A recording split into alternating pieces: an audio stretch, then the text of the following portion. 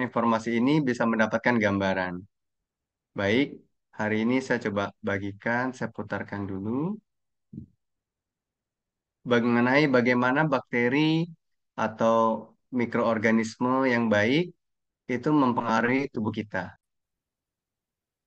Oke, mari kita saksikan ya.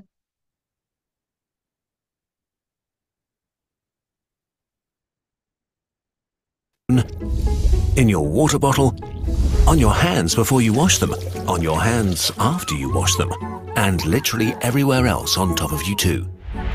Microbes are omnipresent at any moment, and there is nothing we can do about it. So millions of years ago, we made a pact.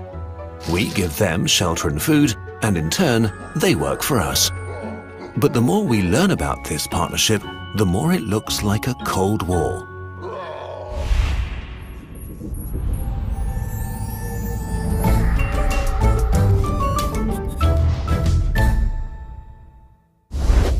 Inside our mother's womb, humans start out sterile. When we're born and traveling through the birth canal, billions of our mother's bacteria cover every single part of our bodies. This is an essential part of human health. Children born via C-section have a higher rate of asthma, immune diseases, and even leukemia. So our bodies do not only accept the invasion of microorganisms, they welcome it. Over millions of years, we co-evolved to make the best of our relationship. Mother's milk, for example, contains special sugars that are meant to feed and support certain groups of microbes, work as a decoy for others, and help to modulate the immune system. It takes up to 2 years until a healthy microbe community has formed. Every human has their own unique microbiome made up of bacteria, viruses, fungi, and other organisms. We have 3 categories of guests on and in our bodies. 1. Quiet passengers that do their own thing and are politely ignored. By being there, they take up space and keep more aggressive intruders in check. 2. Guests that harm us but with whom we've learned to live. For example, bacteria that literally create acid that melts our teeth if we don't brush enough. They want to take up as much space as they can, and we don't want them to. But we can't get rid of them entirely. 3. Friendly fellows that our bodies want to have around. Most of them are a community of 380,000 billion bacteria from up to 5,000 different species that live in our gut. These gut microorganisms help us digest food and pull additional calories from things we can't digest ourselves. Unfortunately, our gut is also the perfect point of attack for intruders, so it's guarded by an aggressive army, our immune system. To survive here, our microbiome co-evolved with us to be able to communicate with our body. The most important part of that is to ask the immune system to not kill them.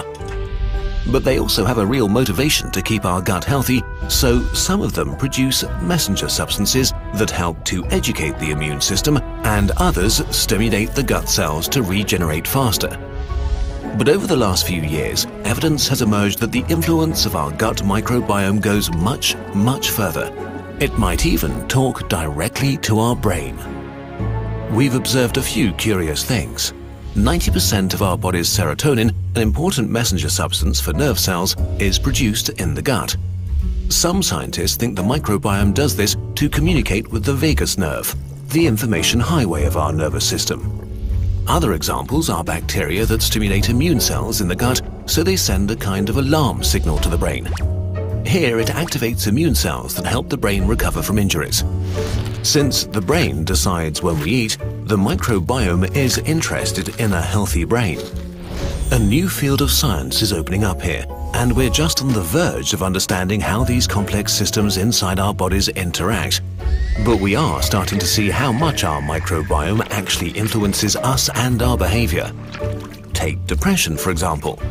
Healthy rats fed microbes from the guts of depressed people began showing anxiety-like behavior and symptoms that look like depression. And in early 2017, a study linked the microbiome to intelligence by connecting a certain setup of bacteria in newborns with better motor and language skills. But it might also influence our daily lives. Tests with fruit flies showed that their microbiome influenced what kinds of food they craved. This could mean your microbes are able to tell your brain which food it should get them. although this is not a one-way street. The seed for our microbiome comes from our mother, but how it develops and changes is determined by what we eat. The organisms in our gut feed on different things. Some like fibers and leafy greens, others go for sugars and starches, and some love greasy fries and butter. Our gut is like a garden in which we constantly decide what will grow and blossom. If we eat healthily, we breed bacteria that like healthy food. If we eat a lot of fast food, then we breed fast food-loving bacteria. Life is hard, so we can get trapped in a vicious circle. You have a stressful time and eat lots of burgers and fries and pizza. This is awesome for fast food bacteria. They multiply and take up space from vegetable-loving bacteria.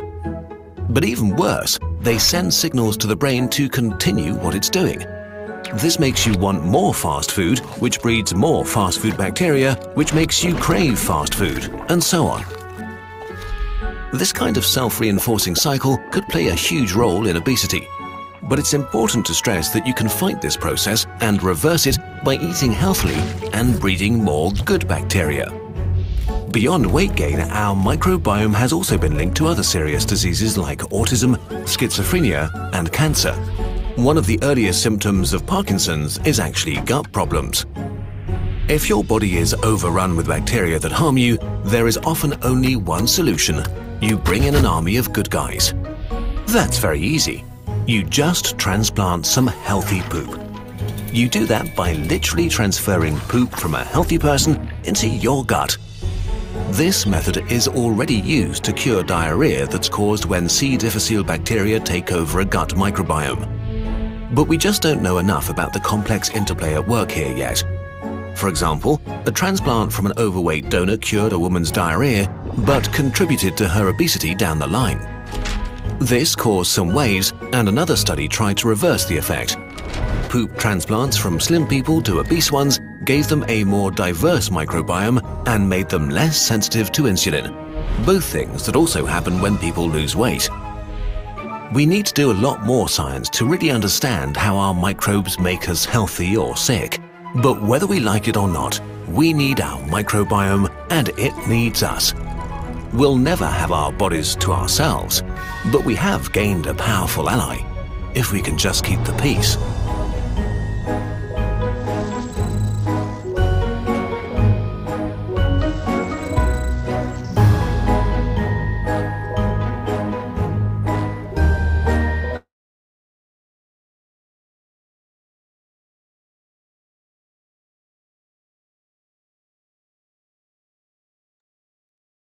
Baik, Bapak Ibu, itu adalah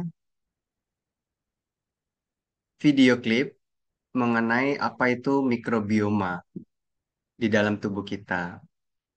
Nah, pada singkat cerita, tubuh kita ini di dalam maupun di atas kulit kita dihinggapi oleh mikroorganisme atau mikrob. Mikrob ini mereka berkembang biak dan ada yang baik dan ada yang tidak baik. Sepanjang kita bisa menjaga keseimbangannya, maka tubuh kita akan sehat. Sepanjang kita tidak bisa menjaga keseimbangan jenis-jenis mikrobnya, maka tubuh kita akan timbul isu-isu kesehatan atau bahasa kerennya itu penyakit ya. Bahasa bahasa gambaran umumnya adalah muncul isu-isu kesehatan. Bapak Ibu, hari ini kita akan melihat penjelasan mengenai apa itu transformasi 30 hari. Saya akan bagikan slide-nya seperti ini. Nanti Bapak Ibu jika ada yang ingin ditanyakan, jangan sungkan bisa langsung interupsi ataupun mau ketik di kolom obrolan atau chat juga bisa. Nah, saya akan membahas satu persatu. Saya akan usahakan biar tidak terlalu panjang. Nanti kalau bagi Bapak Ibu yang menginginkan slide-nya bisa request di grup. Nanti saya akan kirimkan lewat grup. Nanti bisa dibaca-baca. Jadi ada beberapa penjelasan-penjelasan yang saya bisa lewati, tapi nanti bisa dibaca. Atau nanti ada penjelasan-penjelasan yang saya fokus ke intinya saja, sehingga kita bisa lebih menghemat waktu. Oke, Bapak Ibu, transformasi 30 hari ini. Mengapa kita membentuk yang namanya transformasi 30 hari. Pertama ada orang yang minum jus pro, kadang minum, kadang nggak minum. Jus pro itu adalah jus promik. Jadi dari promik bisa difermentasi 3 hari dengan daging buah menjadi jus pro. Jus promik. Jadi hasil fermentasi dari promik dan buah-buahan. Ada orang yang minum tapi kadang nggak konsisten.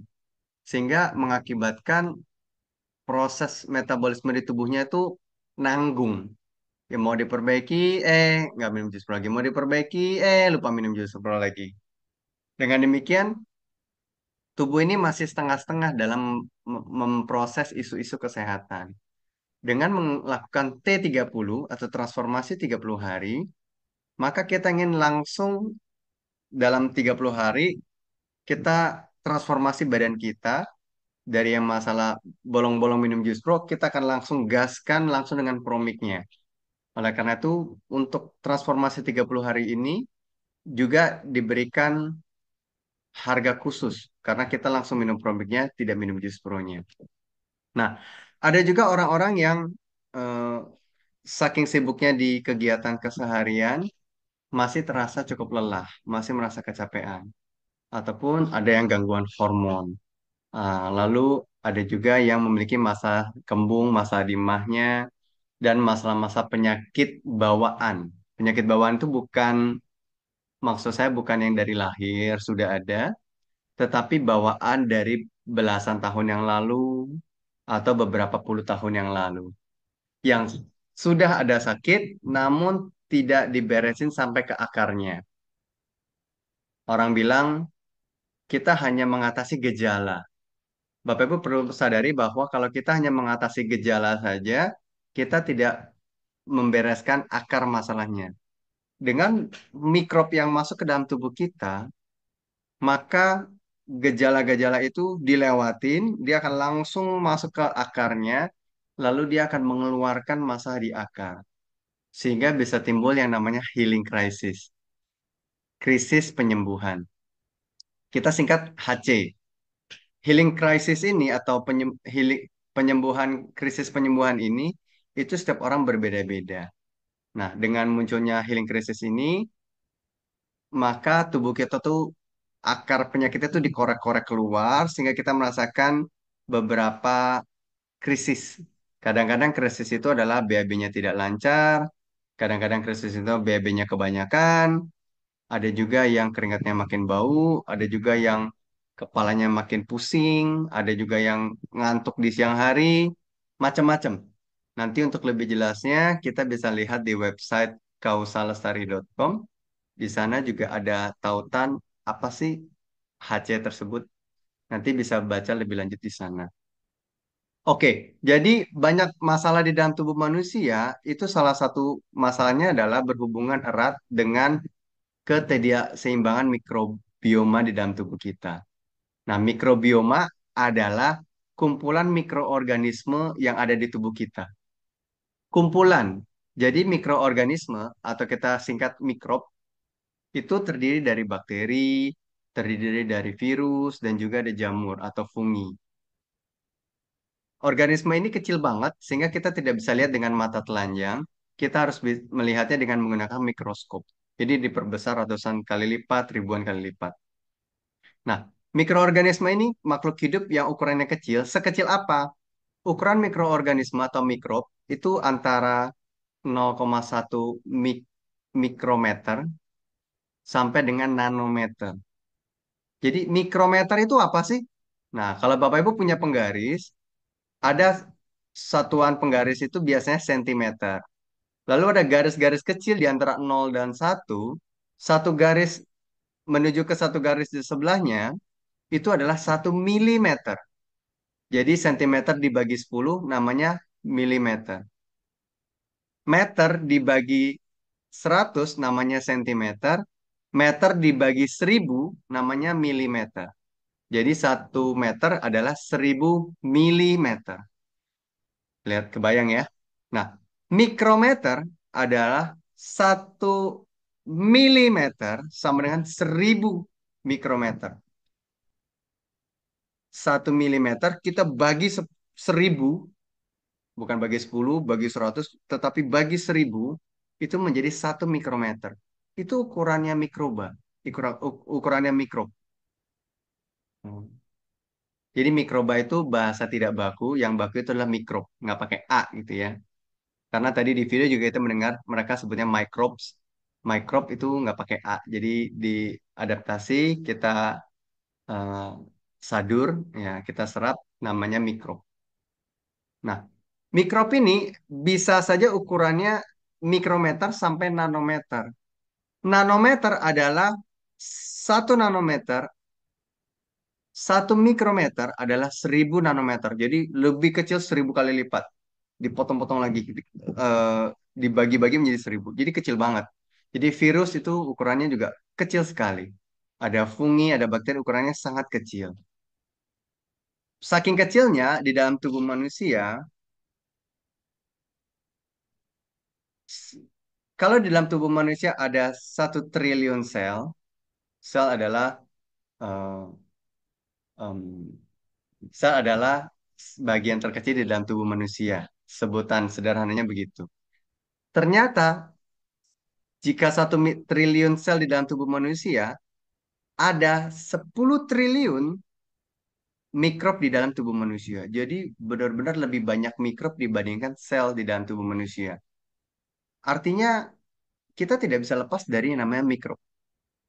Sepanjang mikrob itu tidak memiliki variasi yang beragam, maka tubuh kita tidak bisa menyesuaikan diri dengan baik. Contoh, tadi di video sudah disampaikan bahwa di dalam tubuh manusia ada lebih dari 5.000 jenis mikrob. Jadi ada 10 triliun, itu banyak banget. Dan ada ribuan jenisnya.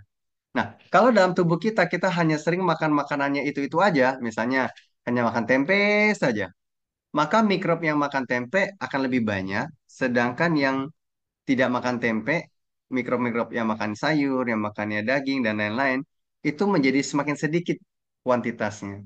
Bahkan lama-lama bisa ada yang hilang, karena nggak ada makanannya. Karena yang kita makan hanya tempe. Dan ini menjadi tidak seimbang. Kalau kita sering makannya adalah fast food, makanan cepat saji. Seperti misalnya mie instan, seperti misalnya tepung-tepungan, empek-empek, eh, roti-roti, itu kan agak instan. Kentang goreng. Nah, yang seperti itu yang sering kita makan, maka mikrob yang makan makanan cepat saji tersebut yang akan berkembang lebih banyak. Nah, inilah yang akan menyebabkan lama-lama itu memiliki namanya gangguan hormon. Nah, jadi kita perlu mengetahui latar belakang tubuh kita sehingga kita tahu posisi kita saat ini di mana, apa masalah dalam tubuh kita, lalu bagaimana cara kita mentransformasi tubuh kita agar bisa menjadi lebih baik sesuai dengan yang kita inginkan, sesuai dengan target tujuan kita. Nah, hormon Bapak Ibu, hormon itu adalah banyak sekali orang-orang bilang hormon, hormon, gangguan hormon. Hormon itu apa sih? Hormon itu adalah senyawa kimia di tubuh manusia yang kita keluarkan pada saat-saat tertentu. Contoh, pada saat kita makan nasi yang lebih banyak, mengandung glukosa atau mengandung kadar gula yang tinggi. Nah, hormon insulin itu akan langsung dibentuk atau dihasilkan oleh tubuh kita.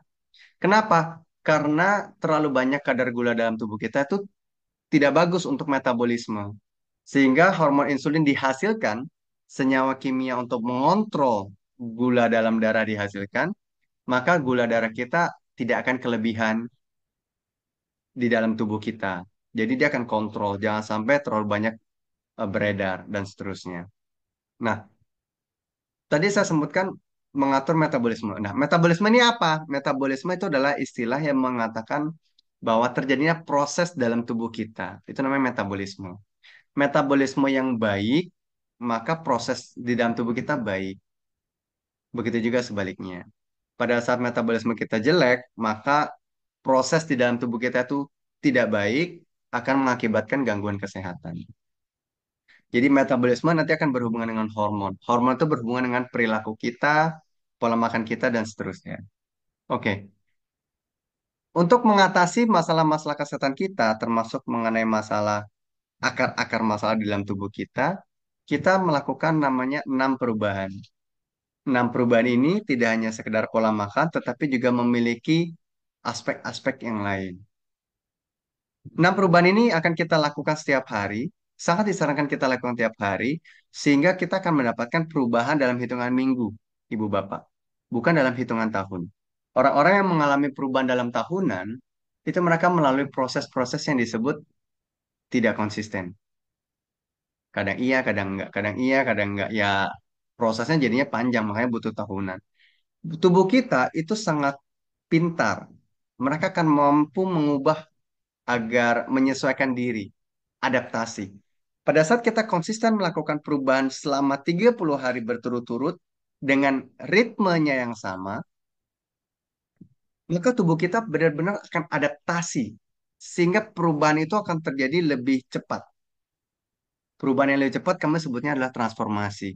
Nanti tidurnya akan lebih baik, perasaan kita akan lebih bahagia, energi kita itu akan lebih terasa. Nah, kulit kita menjadi lebih sehat, rambutnya menjadi lebih kinclong, ya, lambungnya lebih kuat dan lain sebagainya. Nah, 6 perubahan ini yang akan kita sharingkan pada malam hari ini.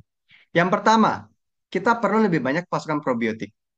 Kalau Bapak Ibu tadi menyaksikan video, disampaikan adalah kalau terlalu banyak bakteri tidak baik di dalam tubuh kita, salah satu caranya adalah kita masukkan lebih banyak tentaranya, yaitu kita masukkan probiotik. Apa itu probiotik? Probiotik adalah bakteri baik. Mikrob yang baik yang kita masukkan ke dalam tubuh kita itu akan membantu untuk melawan bakteri-bakteri yang tidak baik. Apa ini maksud melawan bakteri-bakteri yang tidak baik? Maksudnya adalah kita mengambil alih tempat mereka. Pada saat kita makan, semua ini berdasarkan video tadi, saya coba menjelaskannya dengan bahasa yang lebih awam. Pada saat bakteri jahat sudah masuk di dalam tubuh kita karena pola makan kita, karena pola kehidupan kita, maka ruang-ruang yang tersisa untuk bakteri baik jadinya kecil. Yang lebih banyak adalah bakteri yang tidak baik. Kalau kita lebih banyak pasukan probiotik yang masuk ke dalam tubuh, maka kita akan membuat berkembang biak lebih banyak. Sehingga bakteri yang tidak baik itu makin sedikit, makin sedikit, makin sedikit. Kita ganti, kita switch antara bakteri yang tidak baik dengan bakteri yang baik. Nah, cara asupan tidak seperti yang di film, di video tadi. Di video tadi, artinya itu adalah di luar negeri sesuai dengan penelitian. Mereka melakukan transplantasi bakteri baik itu melalui kotoran supaya bisa langsung masuk ke usus.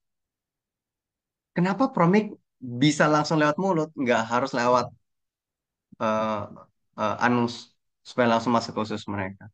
Inilah keunikan produk dari negara kita, negara Indonesia. Produk ini bahkan bisa melebihi ekspektasi di Barat. Bapak Ibu bisa bayangkan, kalau mereka masuk langsung lewat mulut, maka lambung kita tuh asam. Bakteri-bakteri itu banyak yang KO di sana. Probiotik banyak yang KO. Probiotik yang tidak KO, yang umumnya diketahui adalah Lactobacillus. Makanya kalau kita pernah minum minuman kemasan, minumlah setiap hari seperti itu ya, minum Yakult setiap hari. Maka itu adalah bakteri Lactobacillus yang tahan di lambung sehingga dia bisa lewat sampai ke usus. Tetapi tidak banyak probiotik yang bisa langsung lewat mulut. Dan lagi kalau kita kata tidak banyak yang bisa langsung melewat mulut. Padahal tubuh kita perlu jumlah jenis yang begitu banyak. Nah, Promix sendiri itu memiliki bukti-bukti empiris yang begitu banyak membantu kesehatan manusia. Dan itu enaknya adalah nggak perlu langsung lewat dubur kita, tetapi langsung kita minum. Kita, maaf kata, selangkah lebih maju dibandingkan foundation di luar negeri. Penelitian-penelitian di luar negeri. Bedanya adalah kita belum banyak penelitian mengenai mengapa bisa demikian. Nah, di luar negeri mereka sudah teliti tidak bisa, tapi secara empiris kita bisa dan kita bersyukur kita bisa dan kalau Bapak Ibu bisa menyebarkan ini ke lebih banyak orang Indonesia maupun ke luar negeri, maka rahmat kasih yang Bapak Ibu berikan akan lebih besar. Kenapa? Karena di luar negeri tidak bisa melakukan hal ini. Hanya di Indonesia, eh, hanya yang sudah Bapak Ibu minum yang bisa. Jadi kita patut bersyukur. Oke, lebih banyak masukkan probiotik. Mengapa? Kita lihat di sini. Mikrobioma memainkan peranan penting. Seperti tadi videonya juga sudah menjelaskan cukup banyak. Kalau kita bedah, itu berhubungan dengan sistem pencernaan kita, sistem kekebalan tubuh, bahkan juga kesehatan mental. Kalau tadi di video juga dijelaskan bahwa bahkan mikrob itu juga bisa berbicara dengan otak kita. Sampai penelitiannya sudah sampai ke arah sana, Bapak, Ibu. Artinya, kalau kita benar-benar mengasut mikroba yang jenisnya beragam dan yang tepat, maka kita bisa benar-benar mempengaruhi seluruh sistem di tubuh kita. Kenapa di sini ditulis sistem? Bapak Ibu, di dalam tubuh kita, bagian terkecil kita sebut namanya sel. Sel-sel bergabung menjadi satu, kita sebutnya jaringan. Jaringan-jaringan bergabung menjadi satu, kita sebut namanya organ. Ada organ paru-paru, organ ginjal, organ usus, organ jantung, dan lain-lain. Organ-organ bergabung jadi satu namanya sistem organ. Contoh namanya adalah sistem peredaran darah, ada namanya sistem saraf, ada namanya sistem pencernaan, sistem pernafasan, macam-macam. Ya, jadi itu gabungan-gabungan organ namanya sistem. Jadi yang kita lakukan di sini adalah bagaimana cara kita mempengaruhi sistem melalui bagian yang paling kecil, yaitu bagian sel. Oke, masalah pencernaan itu akan terbantu, masalah gangguan kesehatan mental dan emosi juga akan terbantu. Testimoninya banyak sekali. Sistem kekebalan tubuh yang lemah, antibodi kita itu juga akan terbantu. Jadi ada orang yang pagi-pagi sering flu atau pagi-pagi batuk, ya teman-teman kita langsung minum Promik T30 kita lakukan, maka batuknya yang udah sekian tahun itu langsung bisa mereda. Yang tiap pagi itu bersin-bersin flu-flu itu juga bisa mereda. Ini yang juga membantu berhubungan dengan gangguan metabolisme dan berat badan. Nah, mengenai berat badan Bapak Ibu, nanti di akhir saya akan tambah mengingatkan kembali, tetapi di sini saya akan sampaikan terlebih dahulu. Kita menjalankan program eh, transformasi 30 hari ini bukanlah hal yang sulit. Ini sederhana. Tiga, tinggal misalnya Bapak Ibu tuliskan catatan langkah 1 sampai langkah 6, lalu tulis di kertas, lalu tempel di tempat yang sering kita lihat. Gede-gede, kalau perlu pakai spidol yang gede gitu ya. 6 langkah. Lalu kita lakukan setiap hari, ada juga beberapa pantangannya kita lakukan setiap hari, itu sangat sederhana dan mudah. Nah, kalau kita mau berhubungan dengan berat badan, ada beberapa hal yang perlu kita sadari. Pertama, berat badan kita itu bisa berubah naik ataupun bisa berubah turun. Tetapi yang kita inginkan adalah yang seimbang. Kedua, yang kita perlu perhatikan adalah body mass index itu berhubungan dengan tinggi dan juga berat badan. Ada orang yang body mass indexnya tinggi, tinggi dibandingkan berat badan, tetapi dia tuh gemuk. Ada orang lain yang body mass index atau BMI-nya itu sama tingginya, tetapi dia nggak gemuk. Padahal tingginya sama, beratnya sama. Kok bisa ada orang yang gemuk dan ada yang tidak gemuk? Padahal beratnya sama, tingginya sama. Yang membedakannya adalah celana yang longgar. Jadi tidak disebutkan berat badannya naik atau turun, tetapi yang disebutnya celananya longgar. Maksudnya apa celananya longgar? Pada saat beratnya sama, maka lemak berubah menjadi otot. Bukan berubah ya, kita sebutnya lemaknya berkurang, ototnya bertambah. Itu yang disebut kok berat badannya nggak begitu signifikan ya, tetapi celananya longgar. Nah, ini adalah keadaan yang lebih baik. Kenapa? Karena metabolisme yang bagus itu didukung oleh otot yang baik. Jadi yang perlu Bapak Ibu perlu lakukan yang berhubungan dengan berat badan adalah naikkan massa otot. Jadi 6 langkah ini itu akan mentransformasi secara internal dari sel dan sebagainya.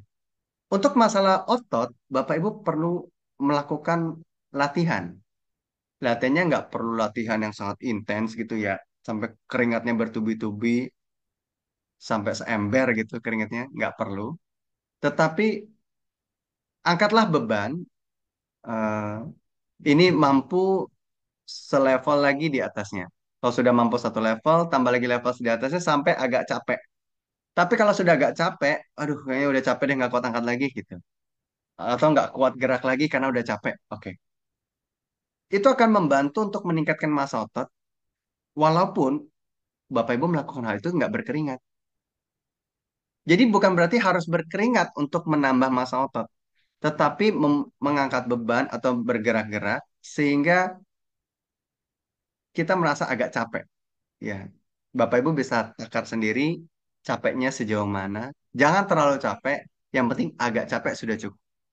Sehingga otot kita akan bertambah. Otot itu jangan terlalu dibayangkan dadanya langsung eh, menambah otot yang lebih besar, lalu tangan kiri kanannya ototnya kayak Aderai gitu, bodybuilder, nggak perlu ya, nggak seperti itu ya.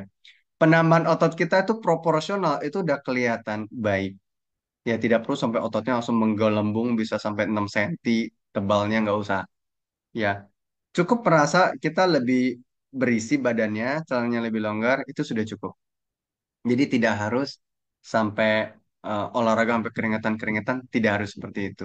Itu baik, tetapi untuk menambah massa otot bukan dengan cara seperti itu. Tidak harus dengan cara harus keringat. Oke, jadi dengan menambah otot yang cukup, maka metabolisme kita akan lebih baik. Ini menjadi salah satu suplemen dari 6 langkah. Nah, metabolisme itu apa sih? Nah, definisinya adalah serangkaian proses kimia yang terjadi dalam tubuh untuk mengubah makanan dan minuman menjadi energi. Jadi energi-energi itu adalah dari proses metabolisme. Ya, ini banyak hal yang berhubungan dengan metabolisme. Nah, masukan yang masuk ke dalam tubuh kita itu juga berhubungan dengan kesehatan kulit. Jadi kulit kita bagian atas maupun bagian dalam itu bisa terbantu jika kita bisa memiliki mikrob-mikrob yang bervariasi di dalam tubuh kita. Kekurangan nutrisi itu juga penting. Contoh, ada orang yang makannya banyak tetapi nggak gemuk-gemuk. Ya. Kenapa? Karena nutrisi di tubuhnya itu tidak terserap. Jadi dia makan makanan, ususnya tidak bisa serap nutrisi. Sehingga dia eh, bukannya nggak bisa, bukannya gemuknya susah, tetapi nutrisinya tidak terserap. Apa yang menyebabkan nutrisinya tidak terserap? Karena ususnya itu bahasa kerennya tuh licin gitu ya. Jadi nutrisi mau masuk nggak bisa masuk ya kepleset terus. Apa yang menyebabkan licin? Yang menyebabkan licin adalah tepung. Spesifiknya adalah tepung dari gandum. Ya, terigu gitulah ya. Bahasa bahasa gampangnya tuh tepung terigu. Jadi, untuk membantu nutrisi bisa terserap dengan baik ke dalam tubuh Bapak Ibu, pantangan satu adalah batasi asupan tepung terigu. Kenapa? Karena itu bisa menghambat penyerapan nutrisi.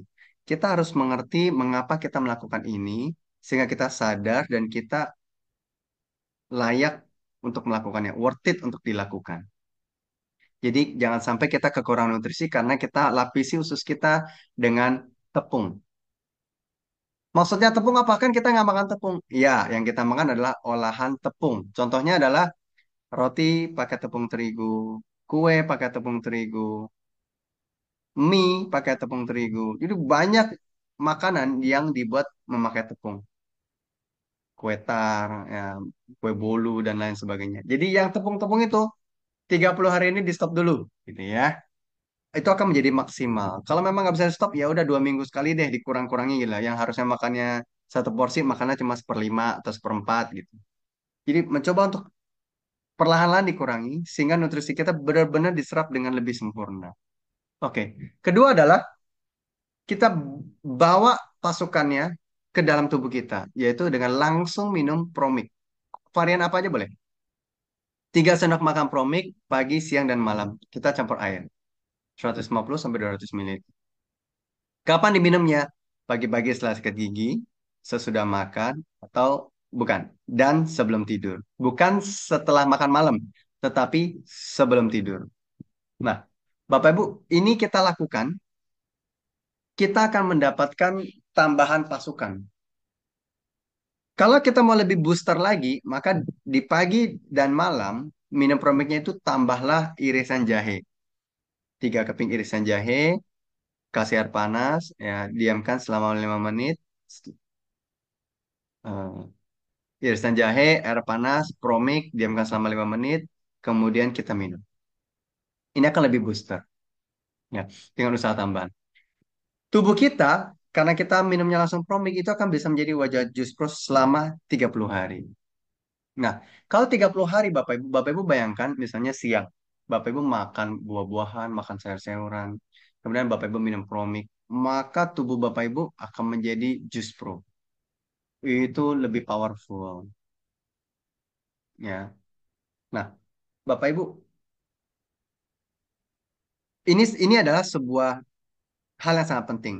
Saya juga akan sampaikan seperti tadi yang disampaikan oleh Bu Restiana juga dia mengalami HC yang cukup terasa dalam 1 minggu terakhir ini. Nah, yang ingin saya sampaikan adalah kita sudah sering minum jus pro. Jus pro dibuat dari promik yang difermentasi 3 hari. Bagi yang belum tahu mengenai jus pro, nanti boleh lihat di YouTube ketika aja cara buat jus pro oleh Kausa Lestari atau nggak di website kausalestari.com. Kami menganjurkan orang untuk membuat jus pro kita minum lebih banyak. Nah, tetapi kalau Bapak Ibu saat ini melakukan T30 itu wajib promik. Minumnya promik bukan jus pro. Bagi orang-orang yang sudah pernah minum jus pro bertahun-tahun, ya berbulan-bulan, berminggu-minggu, berhari-hari, dibandingkan dengan orang yang melakukan T30, minum promik aja, nggak minum jus pro selama 30 hari, efeknya beda. Kenapa? Karena promik itu biangnya atau umaknya atau bundanya. Sedangkan jus pro itu adalah anaknya. Sehingga kekuatan promik itu tidak sama dengan kekuatan jus pro. Saya sudah minum jus pro selama bertahun-tahun. Lalu, wah, saya sudah mengalami beberapa HC. Badan saya sekarang udah lebih fit dan segar dan sebagainya. Tapi begitu saya minum langsung promik dalam program T30, HC saya keluar lagi yang lain gitu. Jadi tidak hanya jus pro yang bisa mengeluarkan HC, tetapi promik pun bisa mengorek lebih dalam lagi HC-HC tersebut.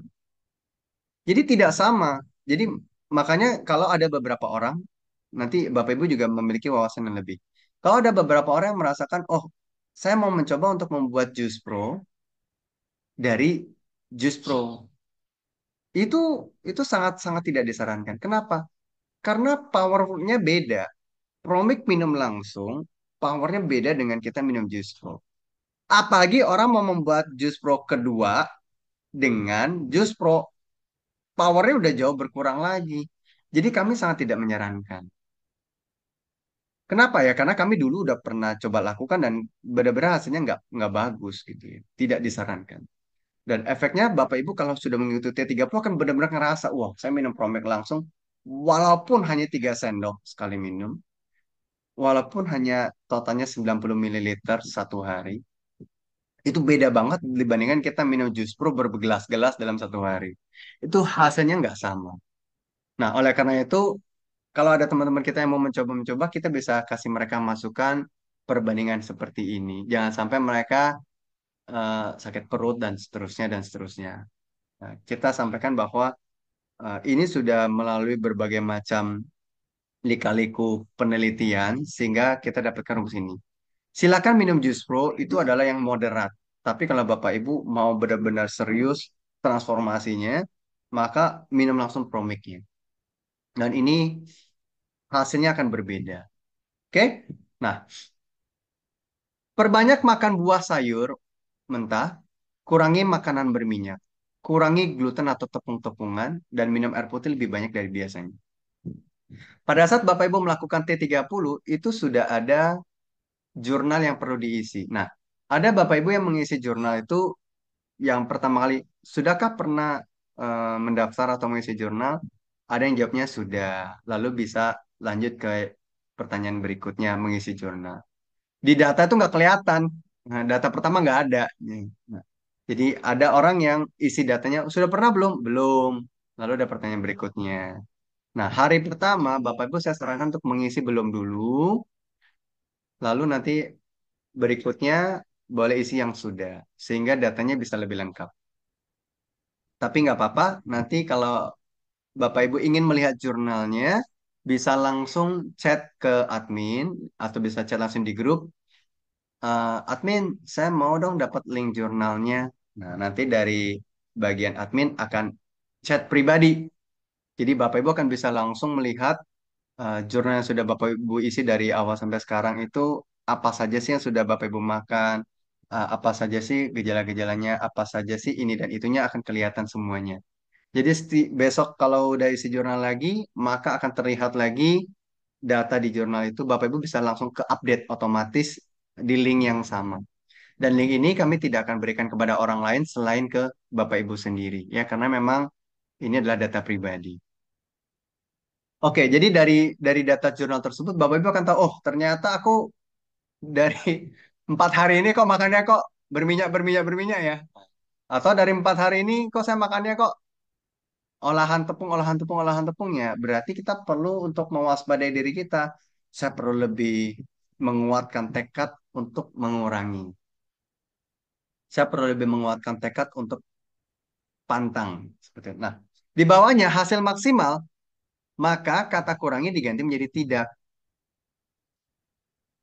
Jadi kalau di atas kurangi makan berminyak, untuk maksimal tidak makanan berminyak. Di atas kurangi gluten atau tepung, untuk maksimal maka tidak gluten atau tepung. Ini adalah pilihan Bapak Ibu. Kalau Bapak Ibu ingin mengharapkan optimal, kurangi. Kalau Bapak Ibu mau yang maksimal, maka stop. Stopnya berapa lama? 30 hari aja. Kalau sudah 30 hari, Bapak Ibu akan benar-benar merasakan perbedaannya. Ya. Nah, jika sedang intermittent fasting, maka makan buah lebih banyak saat jendela makan. Nah, itu adalah salah satu tipsnya. Nah, Bapak Ibu, kalau kurangi, artinya kita benar-benar jujur pada diri sendiri. Ya, ini kan satu piring, aku kurangi, iyalah aku makannya jadinya kurangi 1 sendok. Jadi saya makannya tetap satu piring kurang 1 sendok. Itu kan kurangi, Pak. Ya, itu namanya jujur terhadap diri sendiri ya. Kalau kita mau maksimal, optimal, kita tak kurangi ya, berarti separoh. Ya, minimal separoh itu dikurangi. Jangan kurangi 2 sendok itu dibilang namanya sudah mengurangi gitu, ya. Oke, baik. Makanan berminyak, itu contohnya seperti apa sih? Bakwan, telur dadar, rendang, ayam goreng, kerupuk, katsu, nasi padang, kue tiaw goreng. Ada juga makanan Korea apa gitu namanya agak susah, jadi saya nggak tulis ya. Jadi kalau memang dia lebih banyak minyak-minyaknya, itu disebut makanan berminyak. Pisang, nasi goreng, pisang goreng, nasi goreng, risol goreng, sate padang, emping, kerupuk ya, termasuk cakwe. Yang tepung-tepungan ya, kue basah, kue kering, biskuit, brownies, kue tar, bakmi, cake, roti, biskuit kue kacang, bolu pisang, dan seterusnya. Jadi itu adalah camilan-camilan yang warna hijau dan yang warna biru. Oke, Pak Yanuar, silakan Pak, ada yang mau disampaikan? Ya, Silakan Pak Yanuar. makasih Pak Juta. Iya, Oke, makasih Pak Juta. Selamat malam. selamat malam. Tentang yang nutrisi Pak Juta. Tentang nutrisi itu kira-kira itu Pak seperti kami konsumsi ya. Saya selalu share kepada teman-teman itu, katakanlah kalau pagi tidak sarapan, tapi kita ganti dengan Putus Pak, ganti dengan apa? Masih putus Pak Yanuar? Masih putus? Ah, ini udah jelas, ya, jelas Pak belum sudah Pak? sudah terdengar. Diganti dengan apa Pak? Seperti nutrisi ya, kita kan tidak sarapan, ya toh. Terus kita ganti dengan nutrisi yang tinggi. Contohnya adalah seperti Herbalife, gitu Pak. Kemudian eh, dari Herbalife itu kan tidak hanya pada Herbalife-nya saja, tapi kita buat makanan kekinian namanya Pak. Itu kita buat seperti agak seperti bubur Herbalife-nya itu Pak. Kemudian kita tambahin dengan buah-buahan, ya toh. Terus kemudian ada lagi dengan low fat, dengan susu yang low fat itu Pak. Untuk mencampur aja untuk tanya apa 5 sempurna kan itu. Berarti ada susu kan itu ya. Sehingga nutrisinya agak tinggi. Nah, itu. Nah, bagaimana tentang nutrisinya ini? Apakah sudah mencukupi apa belum? Kira-kira gitu, Pak. Kalau di dalam ukurannya sih, di dalam ininya katanya ada sekian nutrisinya itu. Kurang lebih 200 ya, 200 kalori lah, Pak. Untuk sarapan itu. Daripada kita makan dengan nasi putih, putus lagi ya. Enggak, masih Pak. Lanjut. Halo. Ah, daripada kita makan dengan nasi putih atau dengan lontong apa apa sejenisnya lah. Berarti itu kan harusnya lebih lebih bagus ya Pak Juta nutrisi. Kemudian malam juga begitu, karena malam saya tidak tidak makan, saya ganti dengan nutrisi itu lagi Pak Juta. Nah, Itu. Herbalife itu apa Pak? Maksudnya bentuk apa ya? Maksudnya kan itu kan nama merek. Cuma apa yang dikonsumsi? Iya, itu kan seperti kita buat Sereal shake ya. atau apa? Seperti soya Pak. Oh, soya. Ya, soya itu. Kan dari bahan soya sebetulnya Herbalife Eh, itu. Kalau Kalau dulu itu kan di blender, Pak. Dulu kalau kan di Bapak blender dari ya. bahan soya, terus Bapak Bubuk campurin dari lagi bubuk. susu low fat, Pak. Jadi dua kali soya. Dua kali susu. Bukan dari dari bahannya kan dari soya. Soya kan artinya masih berupa bubuk Ya. kan itu. Ya toh. Kalau susunya yang low fat itu memang ya untuk menambah aja sebetulnya sih untuk bisa untuk apa untuk mencairkannya itu. Tapi kalau kita buat kekinian sekarang tadi itu karena kami tidak menggunakan dengan di blender gitu Pak. Kalau di dalam ketentuan di Herbalife kan di blender tuh anunya Oh, apa bubuk tuh. Tapi kami tidak membuat seperti itu gitu loh. Jadi seolah-olah bahwa itu seperti bubur gitu. Agak kental-kental dikit gitu Pak. Terus kemudian baik. pencairannya dengan susu low fat itu. Ternyata itu kita bisa sampai siang hari pun masih kuat Pak untuk mengkonsumsi itu. Nah, jadi rasanya tuh rasa gimana ya perut itu masih kenyang aja. Kenyang. Ya, berarti kan dengan tadi Pak Juta katakan harus dengan nutrisi yang tinggi, berarti saya tidak salah dong ya Pak. Itu aja Pak Ya, Juta, makasih. baik-baik Pak Yanuar. Berkenaan dengan nutrisi, yang kita perlu sadari adalah jangan konsumsi yang tepungan supaya nutrisinya bisa masuk. Itu yang tadi saya sampaikan. Sepanjang kita masih tepungnya banyak, mau nutrisi apapun yang kita makan, itu sulit terserap. Jadi kita perlu menyadari bahwa jangan sampai kita pasang gerbang sehingga nutrisi tidak bisa masuk. Ya, gerbang itu adalah tepung-tepungan. Yang tadi Pak Yanuar lakukan adalah ya tidak makan pagi dengan nasi dan yang seperti biasa, tetapi disubstitusi dengan ramuan tadi ya, campur-campuran tadi. Ya, Nggak apa-apa Pak, itu kan dari Herbalife tersebut juga memiliki kandungan-kandungan nutrisi. Dan kalau Bapak juga konsumsi itu bisa tahan siang, nggak perlu makan karbo yang banyak, itu juga bagus. Itu masih bisa, Pak. Nggak ada masalah. Cuma kalau memang dari itu sudah bahannya adalah soya, saran saya Bapak jangan tambahin dengan susu low fat lagi. Nggak usah. Susu itu nggak perlu, karena sudah ada soyanya. Kandungan nutrisinya sama, Pak. Ya, jadi nggak perlu ditambahin itu. Kecuali kalau Bapak mau cari teksturnya, ya kasih airnya dikit aja, Pak. Jadi aduk-aduk-aduk, nanti teksturnya juga bisa sama. Ya, nggak harus ditambahkan susu. Oke, saya coba lihat ini ada pertanyaan, ada di obrolan. Mau beli Promix satu paket, apa bisa dapat bonus 200 mili ya? Caranya gimana? Ya, nanti akan saya sharekan mengenai linknya ataupun QR code-nya pembelian malam ini yang ngisi formulir. Formulirnya yang ini ya, bukan formulir yang lain-lain ya.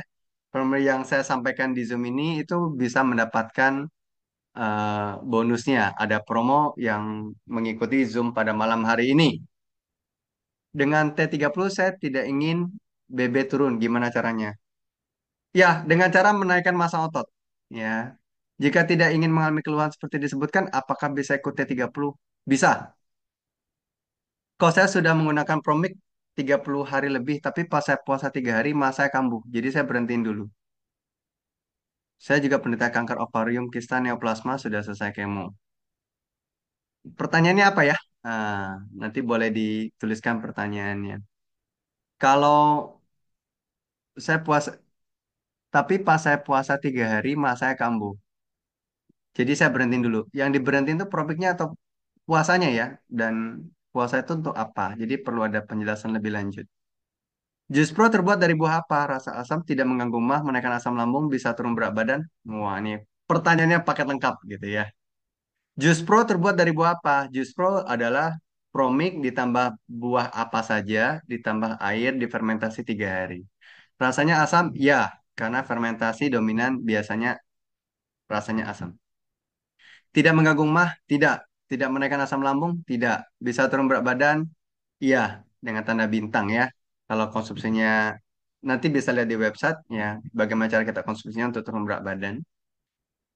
Kemudian untuk penyakit pengapuran, kaki sakit untuk ditekuk untuk sholat, apakah bisa menggunakan promik? Bisa. Ya, beberapa bulan lalu, mungkin setahun yang lalu lah ya, saya ditelepon bahwa eh, dia tuh bersyukur pada saat dia eh, telepon saya, dia sudah tidak lagi mengalami gangguan. Apa gangguannya? Gangguannya itu seperti ini, dia nggak bisa tekuk kaki ataupun lurusin. Jadi sekali tekuk, tekuknya lama, mau lurusin sakit, begitu udah lurusin nggak berani tekuk lagi. Itu jadi dia mau sholat tuh susah. Waktu itu dia telepon saya, dia terima kasih karena dia sudah bisa sholat lagi. Itu saya terharu dengarnya. Jadi bisa. Projes dalam lambung bersifat asam ya, berarti menambah asam di lambung, begitukah? Tidak. Promik itu rasanya asam. Ya, dia tidak menambah asam di lambung, tetapi dia membantu lambung supaya lambung kita tidak mengeluarkan asam yang berlebih. Piye ta? Begini, lambung kita mengeluarkan asam, fungsinya itu untuk menghancurkan makanan yang kita telan. Makanan yang kita telan itu kurang hancur. Ya, sebanyak apapun kita gigit, kunyah, telan, itu tetap bagi perut kita tuh masih kurang kurang kecil gitu ya, kurang hancur. Oleh karena itu, lambung kita mengeluarkan asam untuk mencerna makanan tersebut. Promik yang kita minum itu membantu lambung supaya membantu untuk mengurai makanan. Ingat di video tadi bahwa mikrob di dalam tubuh kita itu ada yang suka makan X, ada yang suka makan Y, ada yang suka makan Z. Jadi pada saat kita makan lalu ada mikrob yang kita asup, promik yang kita asup, maka dia akan membantu untuk mencernanya. Makan tuh artinya tuh mencerna dan mengurai. Jadi dia akan membantu di lambung. Jadi tidak menambah asam di lambung. Maksudnya tidak membuat lambung kita meningkatkan keasamannya. Menambah asam, ya promik itu asam, ya di lambung kita jadinya ada asam dari promik. Tetapi lambungnya enggak, asam lambungnya enggak naik.